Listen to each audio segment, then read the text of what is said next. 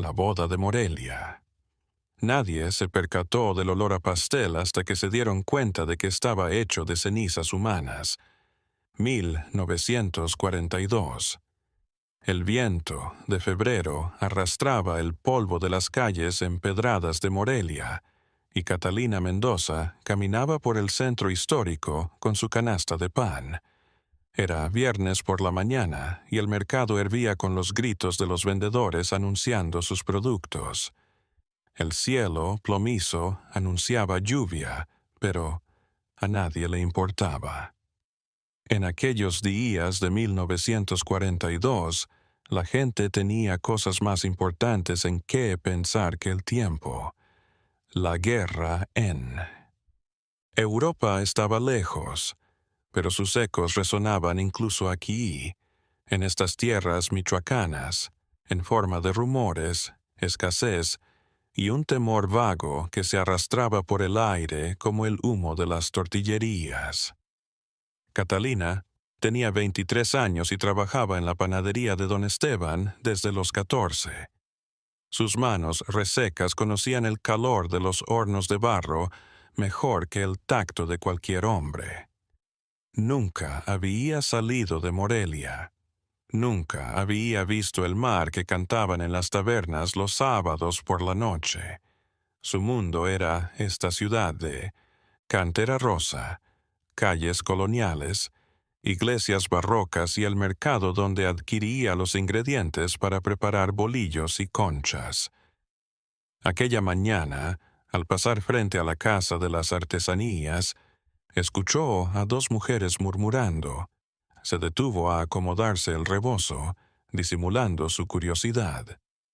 «Dicen que ya son 5 los desaparecidos», susurró la mayor, una mujer de cabello cano recogido en un moño tirante. Primero fue el hijo de los Ramírez, luego la muchacha que trabajaba en la fonda de don Julián. «No digas eso aquí», le interrumpió la otra más joven, mirando a su alrededor con nerviosismo. «¿Sabes que no debes preguntar?» Catalina continuó, pero las palabras se le clavaron en la mente como espinas. Desapariciones. No era la primera vez que oía esos rumores. En los últimos 3 meses habían desaparecido personas de sus empleos, de sus hogares, de sus calles. Las familias los buscaban angustiadas, colgaban carteles en los portales, preguntaban a la gente que conocían, pero nadie sabía o nadie quería saber. Cuando llegó a la panadería, don Esteban ya estaba amasando la harina para los bolillos del día. Era un hombre robusto, de unos 50 años, de bigote recortado y manos fuertes, de trabajador.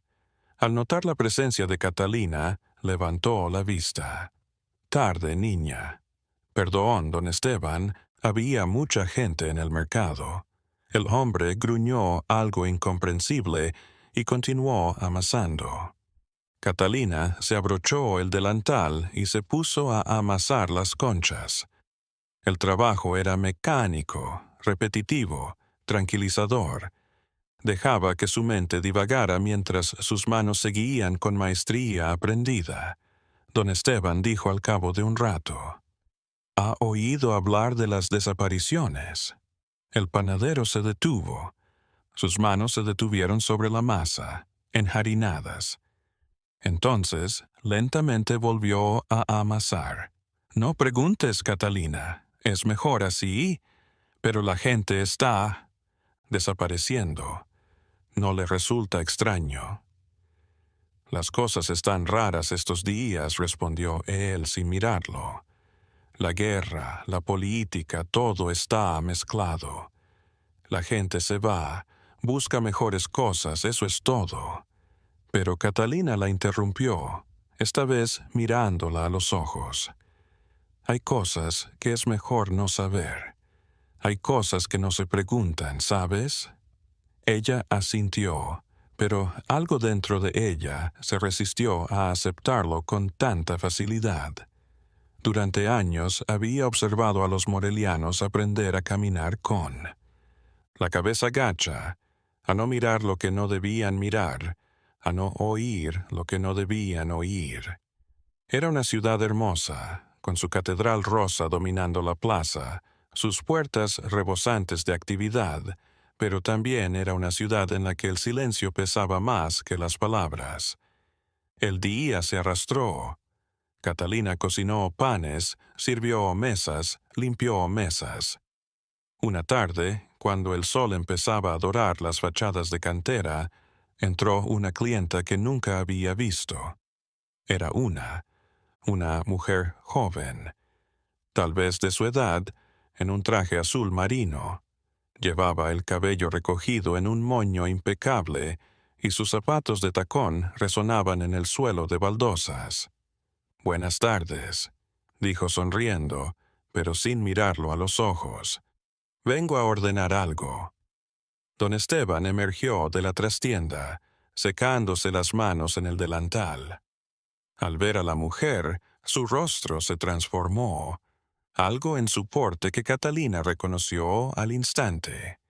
Miedo. «Señorita Valdés», dijo, inclinándose. Cosa que no solía hacer. «Es un placer tenerla en mi modesta panadería.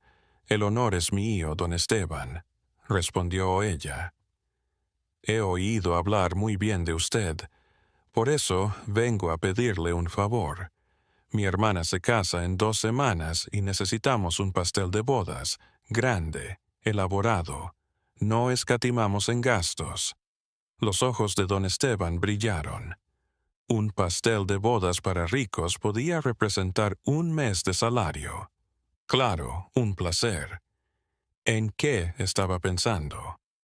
La mujer sacó un papel doblado de su bolso y lo extendió sobre el mostrador.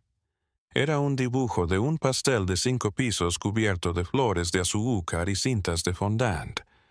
Exactamente, 5 pisos cubiertos de flores de azúcar. El relleno ha de ser crema pastelera de vainilla. Y otra cosa más. Hizo una pausa como si estuviera eligiendo sus palabras. Hay un ingrediente secreto que debe añadir a la masa. Don Esteban arrugó el entrecejo. Un ingrediente secreto. Sí, una harina muy fina que mi familia ha utilizado durante generaciones. Le dará un sabor especial al pastel. Sacó una bolsa de tela de su bolso y la colocó en el mostrador. Debe usar esta harina, nada más sirve. El panadero cogió la bolsa y la pesó en sus manos. Estaba sorprendentemente ligera. La abrió y miró dentro. Era un polvo muy fino, casi como tal de color blanco grisáceo. «Es extraño», dijo en voz baja. «Es una vieja receta familiar», dijo la mujer. «Le pagaré el doble si usa este ingrediente y no hace preguntas». Trato hecho. Catalina lo observaba desde su lugar, simulando ordenar los panes en las canastas. Algo en esa mujer, en su sonrisa tensa, en sus ojos de hielo y en aquella harina, me había perturbado. Algo andaba mal con ella. Don Esteban dudó solo un instante antes de extender su mano. «Hecho, señorita Valdés». La mujer apretó su mano y dejó un anticipo sobre el mostrador. Unos cuantos billetes que no llegaban a ser tanto como la panadería en 1 mes. La boda es el sábado 28 de febrero a las 6 de la tarde en la hacienda de San José en las afueras de Morelia. Necesito el pastel para esa mañana. Mando a alguien a buscarlo. Sí, señorita. Cuando la mujer se marchó, dejando tras de sí una estela de perfume caro, don Esteban se quedó mirando la bolsa de tela con expresión inescrutable. Catalina se acercó al mostrador. «Don Esteban, ¿no le parece rara esa harina?» «No es de tu incumbencia, Catalina». «Pero ya te dije que no es de tu incumbencia», repitió con firmeza. «Y también voy a necesitar tu ayuda para hornear ese pastel. va a ser una labor. Catalina asintió, pero esa noche, de vuelta en la casa que compartía con su madre viuda y sus dos hermanos menores en el barrio de San Juan, no pudo quitarse de la cabeza a aquella mujer y a aquella harina grisácea. Su madre, Refugio, cocinaba frijoles en el brasero cuando ella llegó. «¿Qué pasa, hija? ¿Estás preocupada?» Catalina se sentó en la mesa de madera gastada y le explicó. Su madre escuchó, revolviendo los frijoles con una cuchara de palo. «Hay cosas en esta ciudad que es mejor no saber», dijo al fin. «Tu padre lo aprendió demasiado tarde. Su madre casi nunca hablaba de su padre. Había fallecido hace 5 años en circunstancias no esclarecidas. Oficialmente había sido un accidente en la obra de un edificio gubernamental, pero Catalina recordaba las visitas nocturnas de hombres encapuchados, los murmullos él. Miedo en los ojos de su padre en sus últimos meses de vida. «¿Qué quieres decir, mamá?» Refugio dejó la cuchara y miró a su hija, envejecida antes de tiempo por el trabajo y el sufrimiento. «Tu padre vio algo que no debía, preguntó lo que no debía y pagó el precio. Y no quiero que tú vayas por ese camino. Pero no podemos hacer la vista gorda ante todo. La gente está desapareciendo, mamá. ¿No lo ves? Primero fue el hijo de los Ramírez, luego, no sé», lo interrumpió su madre. «Ya lo sé. Todo, pero ¿qué puedo hacer? ¿Qué puedes hacer tú? Somos sencillos, Catalina. No somos fuertes, no somos ricos. No tenemos nada más que nuestras vidas y las de tus hermanos, y no voy a perderlas». Catalina se calló. Entendía el miedo de su madre, pero algo en ella se rehusaba a aceptarlo. Había una injusticia en todo ello, una oscuridad que nadie quería reconocer. Los días que siguieron fueron una tortura. Don Esteban se puso a preparar el pastel de bodas con una intensidad casi enfermiza. Catalina lo asistía, pero cada vez que veía la bolsa de aquella harina especial, un escalofrío le recorría la espalda. Algo antinatural en aquel polvo. Una noche, don Esteban ya se había ido y él estaba sola limpiando la panadería. Tomó la harina, la sacó y la olió. El olor era extraño, dulce, pero con un trasfondo agrio que le revolvió el estómago. Tomó un poco entre sus dedos. Era increíblemente delgada, como ceniza. Ceniza. La idea la atravesó como un rayo. Eso no era harina normal, era otra cosa.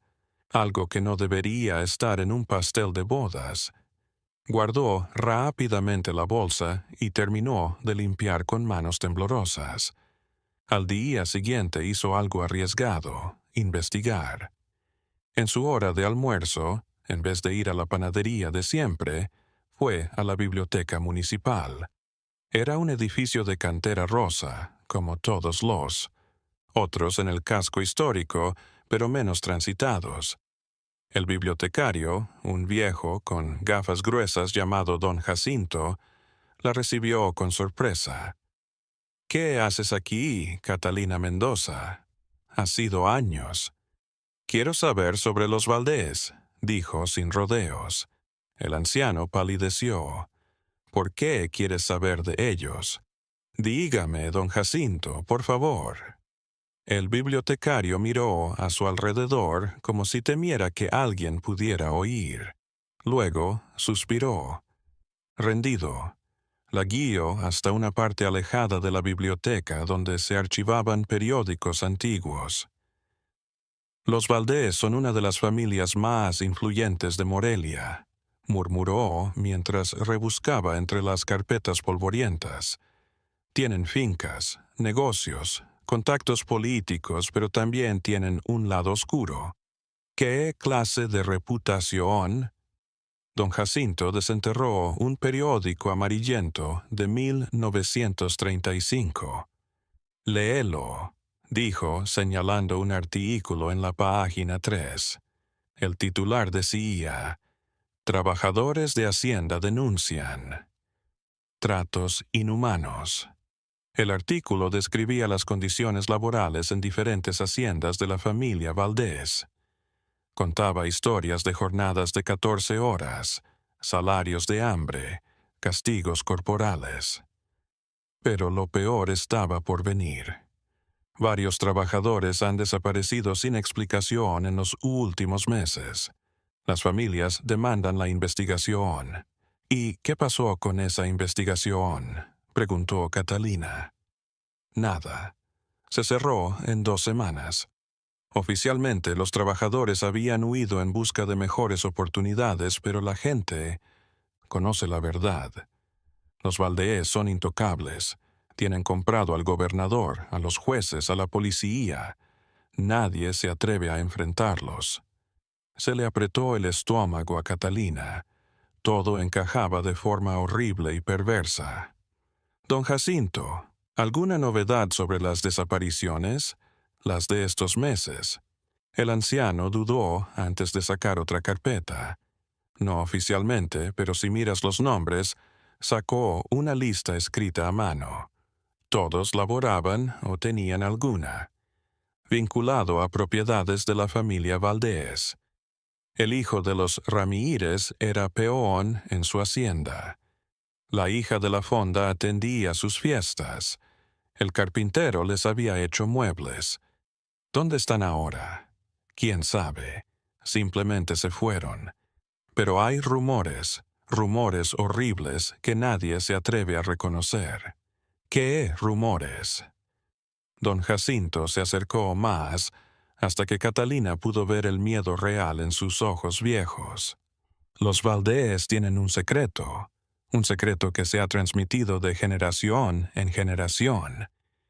Dicen que dudó como si le costara hablar. Dicen que lo borran a uno, lo desaparecen como si nunca hubiera existido, y que en la hacienda de San José quedó a medias. La puerta de la biblioteca se abrió de golpe, y 2 hombres de traje oscuro entraron. Don Jacinto dobló rápidamente los periódicos y despidió a Catalina con un gesto perentorio. Ella salió por la puerta trasera con el corazón latiendo a todo lo que daba. Ahora sabía demasiado y saber. Demasiado en Morelia era peligroso. Los días que siguieron, Catalina amasó el pastel de bodas con fascinación y horror. Don Esteban utilizaba la harina especial mezclada con harina normal, obteniendo una masa ligeramente grisácea que decía que era por la vainilla. Pero Catalina conocía la verdad, o al menos sospechaba de una parte de ella. El pastel se elevaba lentamente, 5 pisos de bizcocho rellenos de crema pastelera cubiertos de fondant blanco como la nieve. Don Esteban era un hombre que trabajaba, una concentración casi obsesiva, como si intentara no pensar en lo que estaba haciendo. Catalina lo miraba mientras sus manos temblaban levemente al tomar la bolsa de aquella harina Don Esteban, una tarde en que terminaban de hornear el último piso. ¿Sabe usted lo que contiene esa harina? El panadero no respondió. Siguió alisando el fondant con movimientos exactos. Finalmente, sin alzar la vista, dijo: «A veces, muchacha, sobrevivir exige cerrar los ojos, no preguntar, aceptar lo que no podemos cambiar, pero eso no está bien». ¿Y qué está bien, Catalina? Morirme de hambre por mis ideales, que mi familia se muera de hambre porque yo me niego a hacer un pastel. Finalmente la miró con los ojos llenos de agonía. «Estás joven, aún crees que el mundo es justo. Yo ya no sueño». Catalina no supo qué decir. Entendía el miedo de don Esteban, su desesperación por sobrevivir. en un mundo donde el poder lo controlaban unos pocos despiadados. Pero entender no era aceptar. La noche del viernes, la noche antes de la boda, Catalina no pudo dormir. Se revolvía en su petate, escuchando los ronquidos de sus hermanos en la habitación contigua, sintiendo el peso de un conocimiento que no sabía cómo manejar. Tenía que actuar, pero ¿cómo? ¿A quién acudir? La policía estaba comprada, los políticos también. No había justicia para los de su clase. Cerca de a medianoche oyó un ruido fuera.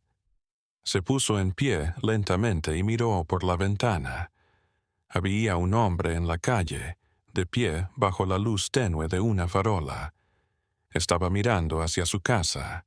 Catalina se estremeció. El hombre estaba vestido de negro y con un sombrero que le cubría el rostro. Se alejó de la ventana con el corazón desbocado. Ahora lo sabía. La estaban observando. Sabían que ella sabía y eso la convertía en un objetivo. La mañana del sábado de la boda llegó temprano a la panadería. Don Esteban ya se encontraba decorando el pastel. Era una obra de arte, 5 pisos alineados cubiertos de rosas de azúcar tan realistas que parecían flores reales. Tiras de fondant color crema y rosa pálido. Era hermoso y algo monstruoso. «Es hermoso, don Esteban», dijo Catalina, y lo decía en serio. «Gracias, niña. Es lo mejor que he hecho en mi vida». A las 9 de la mañana llegó un camión a recoger el pastel. 2 hombres fuertes lo levantaron con cuidado y se lo llevaron. Don Esteban guardó el dinero que la señorita Valdés había mandado y cerró la panadería por el resto del día. «Tómate el día libre, Catalina. Ve con tu familia». Pero Catalina no fue con su familia. En vez de eso, esperó a que don Esteban se marchara y partió hacia la hacienda de San José. No sabía qué esperaba encontrar o qué haría cuando llegara, pero tenía que ir. Tenía que ver con sus propios ojos lo que estaba sucediendo. La hacienda estaba a 8 kilómetros de Morelia, por un camino de terracería lleno de baches. Catalina caminó más de 2 horas bajo el sol de febrero, no tan despiadado como el del verano, pero que igual la hacía sudar. Cuando por fin avistó las altas paredes de adobe de la hacienda, se detuvo. ¿Qué hacía? ¿Qué esperaba? Pero había ido demasiado lejos para retroceder. Dio la vuelta a la casa hasta que llegó a un punto en que la pared estaba derrumbada. A duras penas trepó y cayó al otro lado en un huerto de naranjos. El perfume de los azahares era embriagador, pero Catalina no podía detenerse a disfrutarlo. Se movió entre los árboles, acercándose a la casa principal. Era una casa colonial imponente, de 2 pisos y balcones de hierro forjado y amplios ventanales. En el jardín trasero habían instalado una carpa blanca gigante donde se llevaría a cabo la boda. Ya estaban algunos empleados colocando mesas, colgando guirnaldas de flores, colocando sillas. Catalina se ocultó tras un grupo de bugambillas y miró. Los invitados llegaban, hombres en trajes y mujeres en vestidos de seda y sombreros. Eran la crema y nata de Morelia, los influyentes, los que mandaban. Se besaban las mejillas, se daban la mano, reían, bebían champán como si el mundo no estuviera en guerra, como si la gente no desapareciera, como si nada existiera fuera de su círculo dorado. A las 6 de la tarde empezó la ceremonia. Catalina observó. A la novia, joven y hermosa, vestida de blanco, avanzar hacia el improvisado altar bajo la carpa. El novio era mayor, quizás de 45 años, con el cabello peinado hacia atrás y una sonrisa complaciente que Catalina encontró repugnante. La señorita Valdés, la mujer que había pedido el pastel, estaba sentada en primera fila con el mismo vestido azul marino que llevaba en la panadería. La ceremonia fue corta. Después empezó la recepción. La música se apoderó del aire.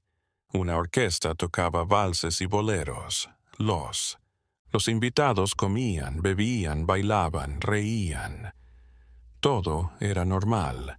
Todo era inocente. Hasta que llegó el pastel y lo pusieron en medio de la carpa en una mesa cubierta de flores. Todos se aglomeraron a ver la obra de don Esteban. La novia y el novio se acercaron con cuchillos de plata en sus manos. El novio pronunció unas palabras que Catalina no pudo oír desde su escondite y a continuación cortaron solemnemente la primera porción. El olor a tarta se extendió por el jardín. Era un olor peculiar, no desagradable, pero no del todo apetecible. Algo en él hacía que el estómago de Catalina se agitara. Los novios se dieron el primer bocado mutuamente, sonriendo para las cámaras. Entonces empezaron a servir trozos a los invitados. Catalina los miraba, horrorizada por lo que estaba viendo. Todas aquellas personas engalanadas comiendo aquel pastel hecho con, ¿qué? Cenizas. ¿Cenizas de qué? ¿De quién? De repente, alguien la tomó del hombro. Catalina gritó, pero una mano le tapó la boca. Se giró y vio a un anciano vestido de campesino, con el rostro quemado por el sol y los ojos llenos de una tristeza infinita. «No grites», susurró. «Te van a pillar». Catalina asintió y el hombre retiró su mano. «¿Quién eres?», preguntó ella en voz baja. «Soy Ezequiel. Yo trabajo aquí en la hacienda». «¿Qué haces aquí, niña? No perteneces aquí. Vine a ver». «Por el pastel, ¿eh?», dijo Ezequiel, y había entendimiento en su tono. «Sé todo acerca de ese pastel. Ayudé a preparar los ingredientes». La sangre de Catalina se congeló. «¿Qué quieres decir?». Ezequiel la arrastró más lejos, hasta un viejo cobertizo de herramientas donde nadie pudiera verlos ni oírlos. Hace 3 meses llegó un chico. Empezó a narrar. Era el hijo de los Ramírez. «Vine por un empleo. Los Valdés lo contrataron para que trabajara en los campos. Era un buen chico, trabajador, honesto, pero cometió un error. Vio algo que no debería haber visto. ¿Qué vio? Los Valdés tienen un negocio. Y no solo las haciendas, no solo el comercio. Tienen tratos con el gobierno, con políticos. Mueven favores, papeles, dinero, cosas que no deben moverse». El chico presenció una de esas entregas, oyó nombres que no debía oír y eso lo condenó. ¿Qué le hicieron?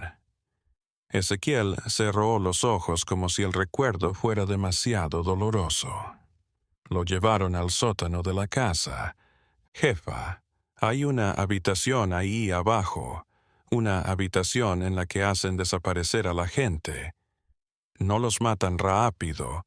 Los tienen vivos días, semanas, haciéndoles cosas, preguntándoles, torturándolos, y cuando mueren, los queman».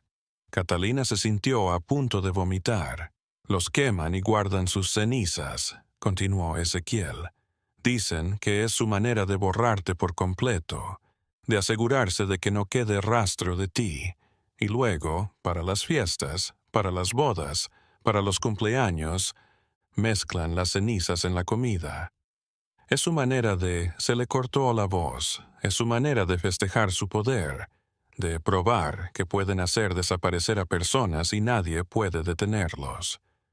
«Dios mío», dijo Catalina, «y nadie hace nada. La policía no. La policía trabaja para ellos, niña. El alcalde, el gobernador, todos. Nadie puede tocarlos. Son sagrados. Pero tiene que haber algo que podamos hacer, no podemos. Simplemente, ¿qué podemos hacer? Somos campesinos, trabajadores, gente sin poder. Sí, hablamos, desapareceremos también. Si hablamos, nos callan. Así es como el mundo funciona. Catalina lo miró con compasión y exasperación. Y tú solo lo aceptas. Vas a continuar laborando para ellos conociendo lo que hacen. Tengo una familia joven. Tengo 5 bocas que alimentar. Si me voy, si hablo, ¿qué va a hacer de ellos? A veces la supervivencia exige que te tragues el orgullo, que olvides la conciencia. Las mismas palabras de don Esteban. Y Catalina entendió. Entonces esa era la tragedia. No solo la maldad de los Valdés, sino el silencio de todos los demás, el silencio del miedo y la desesperación. ¿Cuántas personas hay en ese sótano ahora?, preguntó Ezequiel. 2, un hombre y una mujer. Llevan una semana, tenemos que sacarlos. ¿Estás loca? Imposible. Hay guardias, cerraduras, debe haber una manera. No existe. Y si lo intentas, solo vas a conseguir acabar como ellos ahí abajo. Pero Catalina ya había decidido. No sabía cómo, pero algo iba a hacer. No podía irse y hacer como si no supiera nada. Su padre había muerto por saber demasiado, por preguntar. Ella no iba a profanar su recuerdo guardando silencio. «Muéstrame dónde está ese sótano», le dijo a Ezequiel. «Niña, escucha, por favor. Muéstramelo». El anciano la observó un momento con algo en la mirada que la hizo suspirar. «Está bien, pero solo te lo mostraré. No te voy a ayudar en lo que sea que estés planificando. No puedo. La guío de regreso a la casa principal, entre las sombras del anochecer que se acercaba. La fiesta seguía en el jardín, pero ahora había menos gente cerca de la casa. Ezequiel la condujo por una puerta lateral hacia la cocina. Dentro, otras cocineras preparaban más comida. El anciano hizo un ademán y Catalina lo siguió por un corredor angosto hasta una puerta de madera maciza. «Baja las escaleras», susurró Ezequiel. Al final hay otra puerta con candado. Detrás de esa puerta está la habitación en donde los tiene. Pero escucha, niña, hay un guardia. Siempre hay un guardia, y no es un buen hombre. Matarlo sería hacerle un favor al mundo. Pero si lo haces, todo habrá terminado. Para ti, para los de abajo, para todos. ¿Dónde está la llave del candado? El guardia la tiene y no me la va a soltar. Catalina respiró hondo. 10 minutos y luego vete. Vete de aquí y haz como si no me hubieras visto. Niña, por favor. Ezequiel, haz esto. Por mí, por tu conciencia. El anciano asintió con tristeza y se alejó por el pasillo. Catalina se quedó de pie frente a la puerta del sótano. Su corazón latía tan fuerte que juró que todo el mundo podía oírlo, pero no podía dar marcha atrás. Abrió la puerta y descendió las escaleras de piedra. Olía a humedad y algo más, algo podrido que le revolvió el estómago. Abajo, a la luz de una lámpara de queroseno, estaba el guardia. Era un hombre corpulento, de brazos rudos y rostro cruel, sentado en una silla fumando un cigarrillo. Al ver a Catalina, se levantó de un salto. «¿Qué carajos? ¿Cómo entraste?» Catalina no respondió. En lugar de eso, hizo lo único que se le ocurrió. Comenzó a gritar: «¡Socorro! ¡Ayuda, por favor! Hay alguien herido en el jardín». El guardia la observó con sospecha, pero luego pareció preguntarse si de verdad había alguien herido en la fiesta y él no estaba actuando. «Espera aquí», gruñó y subió las escaleras a toda prisa. Tan pronto como desapareció, Catalina corrió hacia la puerta cerrada con candado. Era gruesa, de hierro, con un candado enorme. Buscó algo para romperlo, una barra de hierro, una piedra, lo que sea, pero el sótano estaba vacío. «Hola», susurró, «¿hay alguien ahí?» Hubo un silencio y luego una voz tenue, casi un susurro. «¿Quién eres?» «Vine a liberarlos. Pueden caminar poco. Nos tienen encadenados. Maldita sea». Catalina buscó algo y entonces lo vio, al lomo de un. En el clavo de la pared había un juego de llaves. Tal vez el guardia las había olvidado allí, o tal vez era demasiado engreído como para pensar que nadie se atrevería a bajar allí. Cogió las llaves y salió corriendo hacia la puerta. Se tragó una, luego otra. La tercera encajó en el candado, lo abrió y empujó la puerta. La habitación al otro lado era pequeña, oscura y olía a sangre y mierda. Había 2 personas encadenadas a la pared, un hombre de unos 30 años y una mujer más joven. Ambos estaban hechos un desastre, con la ropa hecha jirones, el rostro magullado, los ojos hundidos. «Dios mío», susurró Catalina. «¿Quién eres?», preguntó el hombre con la voz ronca. «Está bien. Ahora hay que sacarlos de aquí». Probó las llaves en las cadenas. 2 de ellas lo hicieron. Los cautivos se pusieron en pie, tambaleándose. «¿Pueden caminar?» «Debemos intentarlo», dijo la mujer. Catalina los sacó de la habitación y comenzaron a subir las escaleras, pero antes de que llegaran la mitad oyeron ruidos de pasos arriba. El guardia volvía.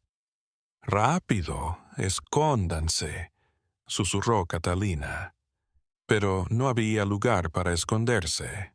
El guardia apareció en la parte superior de las escaleras y su rostro se contorsionó en una furia al presenciar la escena.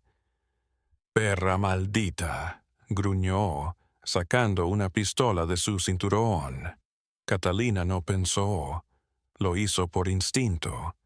Cogió la lámpara de queroseno de un escalón y se la arrojó al guardia con todas sus fuerzas. La lámpara se rompió contra su pecho, reventando y rociando aceite. El cigarrillo que el hombre tenía en la boca se cayó sobre el aceite y éste se encendió de inmediato. El guardia gritó, envuelto en llamas. Galló tropezó por las escaleras, tropezando con Catalina y los cautivos. Las llamas se propagaron por el aceite derramado, lamiendo las paredes de madera del sótano. «¡Corred!», gritó Catalina. Los 3 treparon como pudieron, dejando atrás al guardia retorciéndose y gritando. Salieron por la puerta lateral, pero para entonces el humo ya se filtraba por toda la casa. En el jardín, los invitados comenzaban a notar que algo andaba mal. Alguien gritó, «¡Fuego!», y el infierno se desató. Catalina condujo a ambos reclusos hasta los árboles. Desde allí observaron cómo el fuego consumía la casa principal. Los invitados corrían, gritando, buscando salidas. El pastel de bodas quedó intacto en su mesa, el caos extendiéndose a su alrededor. «Debemos irnos», dijo Catalina. Ahora los condujo de regreso por donde había venido, a través del huerto de naranjos. Caminaron horas en la noche, alejándose de la hacienda en llamas. Detrás de ellos, las sirenas de los bomberos se abrían paso. Finalmente, agotados, se detuvieron junto a un arroyo. Ambos cautivos cayeron al suelo, jadeando. «¿Quiénes son?», preguntó Catalina. «Soy Roberto», dijo el hombre. Era impresor. Imprimí folletos que no debería haber impreso. Folletos sobre los Valdés, sobre sus tratos sucios. Y yo soy Elena, dijo la mujer. Soy maestra. Les enseñaba a leer, a pensar. Alfabetizaba a los hijos de los peones de la hacienda. Eso los enfureció. Catalina asintió. Eran gente normal como ella que había cometido el error de desafiar al poder. «¿Y ahora qué harán?», preguntó. «Debemos irnos de Morelia», dijo Roberto. «Marcharnos lejos, comenzar de nuevo. Si nos quedamos, nos encontrarán. Los Valdés llegan a todas partes». «Partes», agregó Elena. «Pero quizás en la Ciudad de México, en algún lugar donde puedan perderse en la multitud». «¿Y tú?», dijo Roberto mirando a Catalina. «¿Por qué? ¿Por qué nos salvaste?». Catalina pensó en su padre, en don Esteban, en don Jacinto, en Ezequiel, en todos aquellos que habían aprendido a vivir con miedo, a cerrar los ojos ante la injusticia, y pensó en el pastel de bodas, en esas cenizas mezcladas con azúcar, en la obscenidad de festejar el poder con la muerte. ¿Por qué? Alguien tenía que hacerlo. Respondió simplemente: «Si todos guardamos silencio, ellos ganan». Se quedaron junto al arroyo hasta el amanecer. Entonces, Roberto y Elena partieron a la Ciudad de México con lo puesto y el trauma de lo sucedido. Catalina regresó a Morelia, consciente de que nada volvería a ser igual. Las noticias del incendio en la hacienda de San José corrieron como pólvora por toda la ciudad. Había sido un accidente oficialmente. Una lámpara tumbada. El fuego propagándose demasiado rápido. El guardia del sótano estaba muerto. Algunos invitados habían resultado heridos. La boda estaba arruinada. Pero las autoridades intervinieron. Los Valdés contrataron detectives privados y, aunque nunca pudieron probar nada, sospechaban. Catalina lo sabía. Lo notaba en las miradas que la observaban al pasar por la calle, en los hombres de traje oscuro que la seguían en la distancia. Don Esteban cerró la panadería por una semana. Cuando volvió a abrir, estaba pálido y ojeroso. No le dijo a Catalina lo que había sucedido, pero le subió el sueldo. Era su manera de pedir perdón, supuso. Su madre la abrazó y lloró cuando Catalina le contó lo que había hecho. «Eres como tu padre», dijo entre lágrimas, valiente y estúpida. «Alguien tenía que hacer algo, mamá». «Lo sé, hija, lo sé, pero ahora debemos tener cuidado. Los Valdés no olvidan». Durante las semanas que siguieron, Catalina vivió en una especie de temor y extraña tranquilidad. Había hecho lo correcto, estaba segura, pero también sabía que había un precio que pagar. Los poderosos no perdonaban la insolencia, menos de una como ella. Un mes después del incendio se encontró un cuerpo flotando en el río. Era Ezequiel. Se había ahogado accidentalmente, dijeron. Pero Catalina sabía. Los Valdés habían juntado las piezas.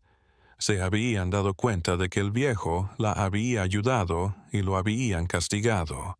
Lloró por Ezequiel, por su familia, por todos los caídos en un sistema que defendía a los fuertes y atacaba a los débiles. Pero no se arrepintió. No podía arrepentirse. Una noche, Al volver a casa del trabajo, vio a la señorita Valdés en una esquina. La mujer la observaba, su rostro sin expresión, ni hostil ni amigable. Solo observaba. Catalina se detuvo. Un largo rato. Las dos mujeres se miraron a los ojos. Entonces la señorita Valdés sonrió levemente, media vuelta. Se dio vuelta y se alejó en un auto negro que esperaba. Entonces Catalina entendió. Los Valdés sabían que había sido ella, pero no la tocarían, no porque la perdonaran, sino porque se había vuelto útil para ellos. Había dejado claro que había límites que no se podían violar, que incluso los más débiles podían morder si se les acorralaba. Era una advertencia para sí mismos, una advertencia de que el poder absoluto tenía límites, o tal vez simplemente les gustaba el juego del gato y el ratón. Ratón, sabiendo que Catalina pasaría el resto de su vida mirando por encima del hombro, preguntándose cuándo llegaría la venganza. La primavera llegó a Morelia. Los jacarandás florecieron violando de morado las calles. La vida siguió. La gente continuó comprando pan en la panadería de don Esteban.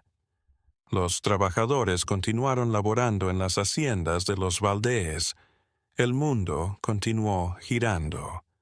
Pero algo había cambiado, algo sutil pero innegable. Roberto y Elena habían huido. Dos personas que estaban muertas, estaban vivas. Era una pequeña victoria en un océano de injusticia, pero era una victoria. Catalina continuó en la panadería, horneando panes por la mañana, sirviendo a los clientes por la tarde, pero por la noche, en secreto, escribía. Lo anotaba todo lo que había visto, todo lo que sabía de los Valdés y sus delitos. No sabía qué haría con ellos, si algún día servirían para algo o si terminaría quemándolos. Pero tenía que grabarlo. Necesitaba que hubiera una constancia de la verdad. Los meses pasaron. 1942 se convirtió en 1943. La guerra europea seguía, pero parecía más distante que nunca. México tenía sus propias guerras, invisibles, pero no menos salvajes, luchas entre poder y debilidad, entre opresión y dignidad, entre silencio y verdad. Una tarde de julio, Catalina cerraba la panadería cuando un joven se le acercó. Tenía unos 20 años, delgado, ojos inteligentes, una carpeta bajo el brazo. ¿Es usted Catalina Mendoza?, preguntó. Ella asintió lentamente. Soy Francisco. Soy periodista de un periódico en la Ciudad de México. Estoy investigando a los Valdés. Me dijeron que usted podría ayudarme. A Catalina se le aceleró el pulso. ¿Quién te dijo eso? Un hombre, Roberto, y una mujer, Elena, me explicaron. Me dijeron que el pastel de bodas era bueno. Catalina se miró a su alrededor. No puedo decir eso en voz alta. Es peligroso, ya lo sé. Por eso vine solo, sin anunciar. ¿Podemos ir a algún sitio? ¿Hablar? Ella dudó. Era peligroso. Pero si había alguna posibilidad de que la verdad se revelara. Venga conmigo, dijo al fin. Le llevó a la biblioteca municipal, donde don Jacinto aún laboraba entre archivos polvorientos. El viejo bibliotecario los miró con sorpresa cuando entraron. ¿Qué, Catalina? Don Jacinto, este muchacho anda husmeando a los Valdés. Creo que alguien debería saber la verdad completa. Las horas siguientes, Catalina, don Jacinto y Francisco hablaron. Catalina le enseñó sus textos, le reveló todo lo que había presenciado. Don Jacinto desenterró sus archivos acumulados durante décadas. Desapariciones, injusticias, crímenes sin resolver. Francisco anotaba con su pluma, su rostro palideciendo a medida que escuchaba. «Esto es monstruoso», dijo cuando terminaron. «Pero eso es justo lo que necesitamos. Con su testimonio, con estos papeles, tenemos un caso. No sé si bastará para llevar ante los tribunales a los Valdés. La justicia, pero al menos la gente sabrá la verdad. El publicar esto la va a matar», le dijo don Jacinto a Catalina. «Los Valdés se vengarán». «Lo sé», respondió ella. «Pero vivir con la verdad sin decir es peor que cualquier venganza». Francisco se marchó aquella noche con copias de los escritos de Catalina y los archivos de don Jacinto. Lo prometió. Juró salvaguardar sus identidades en la medida de lo posible, pero todos sabían que no había garantías. 2 semanas después, el periódico escribió un artículo de varias páginas llamado El Imperio del Terror, la verdad sobre la familia Valdés. Era cuidadoso, estudiado, mortal. Enumeraba décadas de abusos, desapariciones, corrupción. Se refería al pastel de bodas, a las cenizas humanas, al sótano de tortura. El artículo provocó un revuelo en todo el país. Los Valdés lo negaron todo, por supuesto. Contrataron abogados, demandaron al periódico, presionaron a políticos, pero el daño estaba hecho. La gente lo conocía y sabía. Cambiaba todo. No todo cambió. Los Valdés no fueron a la cárcel. Eran demasiado poderosos, demasiado influyentes, pero perdieron algo. Perdieron la invisibilidad. Ahora, al verlos en las calles de Morelia, la gente sabía quiénes eran. Los obreros comenzaron a exigir mejores condiciones. Los políticos fueron más reacios a ser vistos en público con ellos. Era poco, lento, pero era un cambio. Catalina fue amenazada, por supuesto, cartas anónimas deslizadas. Debajo de su puerta, hombres que la seguían por las calles, pero nunca la tocaban. Tal vez porque se había vuelto demasiado notoria, demasiado reconocida. Atacarla ahora solo probaría todo lo que se decía de ellos. O tal vez los Valdés solo habían aprendido que el terror tenía límites, que por cada uno que desaparecía, 2 aprendían a luchar, que el terror solo funciona mientras la gente tiene miedo. Y Catalina había probado que el miedo podía superarse. Décadas más tarde, con Catalina ya anciana y Morelia transformada en formas que jamás habría imaginado, le preguntaron si se arrepintió de lo que hizo, si valió la pena arriesgar tanto. «Todos los días de mi vida he mirado por encima del hombro», respondió. «Cada noche he dormido preguntándome si sería la noche en que vendrían por mí. He arrastrado el miedo, pero he arrastrado la dignidad. Y prefiero morir de pie que vivir de rodillas». El origen del pastel de bodas de Morelia se volvió mito urbano, advertencia, personificación de los males del poder desmedido, pero también de la resistencia, de la gente común desafiando a los poderosos. Los Valdés perdieron el poder, no de la noche a la mañana, sino como una marea que se retira. Sus tierras fueron repartidas en la reforma agraria. Sus empresas se vinieron abajo, sus contactos políticos se dispersaron. Para los años 60 ya no eran más que un apellido manchado por la historia, un nombre recordado por la vergüenza. La hacienda de San José, parcialmente destruida por el incendio de 1942, nunca fue reconstruida. Fue abandonado y con el tiempo se convirtió en un refugio de vagabundos y objeto de leyendas de fantasmas. Los lugareños decían que podías oír gritos por la noche, las voces de los desaparecidos pidiendo justicia. Catalina nunca fue a las ruinas, no tenía por qué ir. Llevaba aquellas voces, en ella todos los días de su vida. Don Esteban finalmente le cedió la panadería a Catalina. Murió en 1950, llevándose a la tumba la culpa de haber preparado aquel pastel maldito. En su lecho de muerte le pidió perdón a Catalina. «Hiciste lo que tuviste que hacer para sobrevivir», le dijo ella sosteniéndole la mano. «No te culpo, me culpo a mí mismo», respondió él débilmente. «He sido un cobarde toda mi vida. Tú fuiste fuerte. Gracias por ser lo que yo nunca pude ser». Don Jacinto vivió hasta los 93 años, siempre rodeado de sus libros. Antes de morir, dejó una carta a Catalina. «Guala», le dijo. «Esa es la historia completa. Todo lo que aprendí de los Valdés en 40 años. Quizá algún día, cuando ya no esté, puedas hacer algo con ella, publicarla, mostrarla, para que la gente no olvide». Catalina guardó la carta y los documentos. Los ocultó durante años, en espera del momento oportuno.